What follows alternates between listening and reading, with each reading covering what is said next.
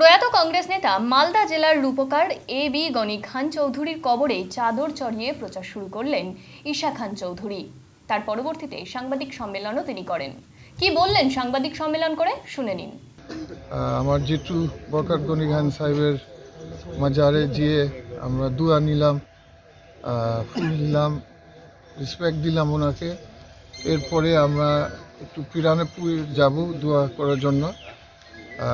তারপরে সুজাপুর, যেখানে বরকত সাহেবের জন্মস্থান, রাজনীতির জন্মস্থান, ওখানে একটু বসবো। আর ওখানেও একটা ওয়াল পেন্টিংয়ে হাতে দিব আমি ওখানে। এভাবে শুরু করছি আজকে। আর তারপরে আমাদের বড় মিটিং হচ্ছে সমস্ত 7 বিধানসভার লিডার নিয়ে। ওটা রোববার হচ্ছে। আমরা পুরো প্ল্যান চেক আউট করবো যে কীভাবে মুভমেন্ট করব আগামী দেড় মাস, কীভাবে আমরা ঘুরবো, কী করে ভিজিট করব, কোন এলাকা আগে যাব, এইভাবে পুরো সাজাবো আমরা প্ল্যানটা।